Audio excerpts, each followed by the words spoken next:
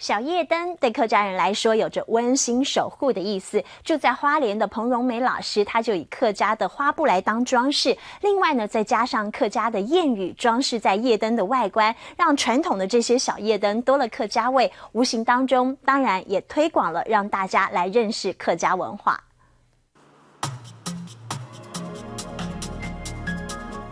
小夜灯一开，照亮黑暗，温暖的色调映照出图案，上头有着不同的客家象征。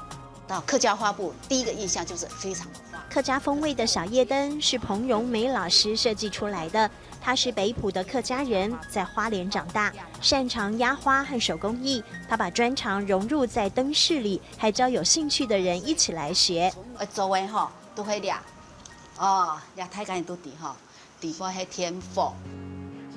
一盏小夜灯等待夜归人，对客家人来说有守护的意义。从小彭荣美的家里就有这么一个温馨灯火，妈妈都会说：“哎，天火莫关它了，哈，等阿爸阿公照来个时张来关。”所以灯火在我们客家来讲，就是留给最后最辛苦的回家的人。等待的灯火不必灯火通明，而是柔和的光亮。所以小夜灯的装饰，它加入客家元素。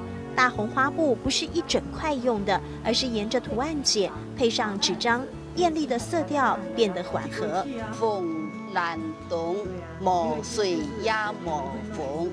客家谚语也提笔写进小夜灯里。小时候常听长辈们说的话，简单几句映照在灯火上，睡前好温习。彩虹，你看到在东边出现的时候，哈，没风没雨了，哈。如果这个彩虹在西边的哈，就下大雨。客家图腾、谚语呈现出不同的特色。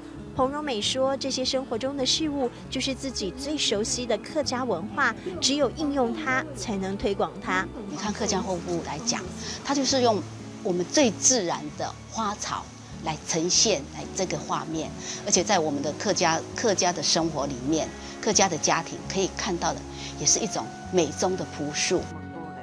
大花布、油桐花任意搭配，自由发挥。小夜灯多了美感，也点亮了客家文化的传承光芒。暖暖烛光，暗黑里引领旅人归来。